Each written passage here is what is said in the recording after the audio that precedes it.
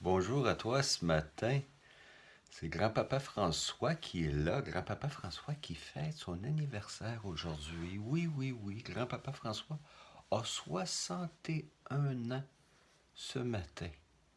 Que le temps passe vite, n'est-ce pas? Donc, bienvenue pour ton histoire matinale ce matin.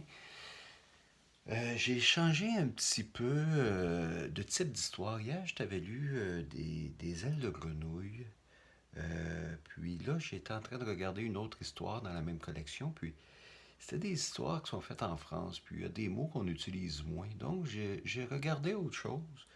Puis je suis tombé sur un site qui nous offre des histoires. Puis c'est plus des histoires québécoises du Québec, mais liées à la tradition. C'est plus des contes et des légendes. Donc c'est très intéressant.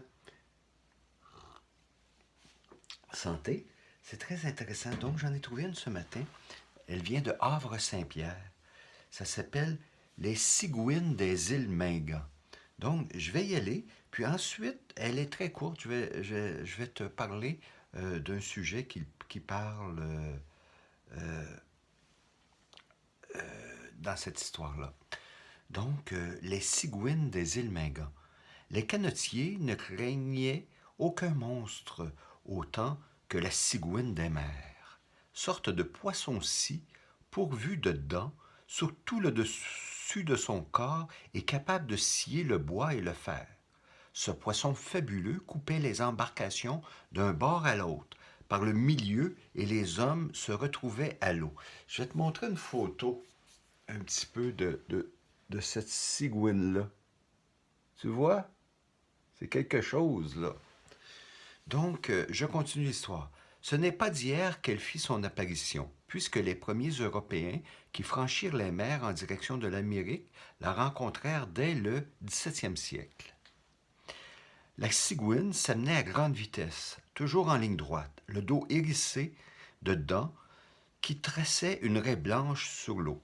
Elle commençait par filer comme une comète en passant juste à l'avant ou à l'arrière de l'embarcation. Aussitôt, les mariniers criaient « Attention, voilà une cigouine des mers qui prend sa mire !» Et vilement, ils redressaient l'embarcation pour lui mettre le nez dans le sens des passages de la cigouine. Car c'était connu, ce dangereux poisson ne faisait jamais plus que 3 allers et retours pour s'attaquer à une embarcation. Si la cigouine ne réussissait pas à l'attraper sur son trajet, elle disparaissait dans les profondeurs des eaux. Lorsqu'une cigouine atteignait son but, elle repartait sans s'en prendre aux autres embarcations, témoins de son passage. Mais il fut une époque où il était presque impossible de s'en défaire, car les cigouines attaquaient à plusieurs à la fois. Ouais. C'est du moins ce que l'on supposa lorsque les restes de 2 ou 3 bâtiments furent retrouvés après un même carnage. Malheureusement, il ne restait plus homme qui vive pour en témoigner.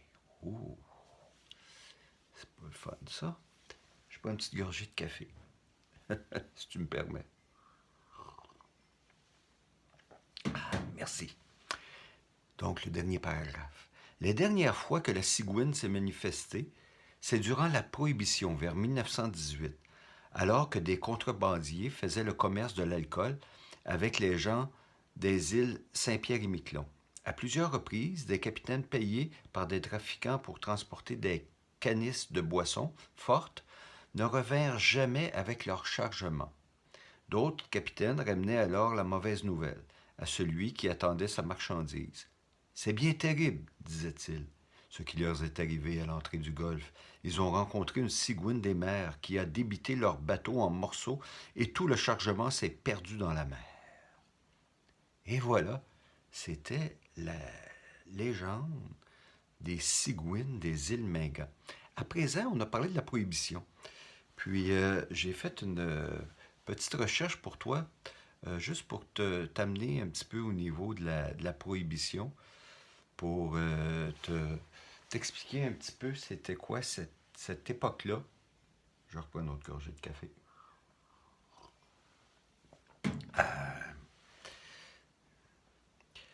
Puis j'ai trouvé un petit texte intéressant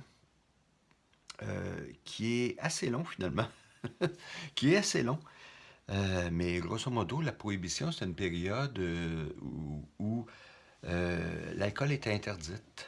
Donc, tu n'avais pas le droit de vendre, tu n'avais pas le droit d'acheter ou de posséder d'alcool.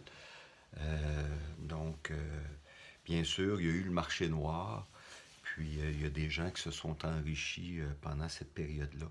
Écoute, demain, comme histoire, je te lirai l'histoire que j'ai trouvée de la prohibition en Amérique du Nord. C'est très intéressant, puis tu vas apprendre un petit peu sur cette partie de notre histoire. Donc, écoute, de ce pas, je m'en vais pour la dictée. Je t'embrasse et je te souhaite bonne journée.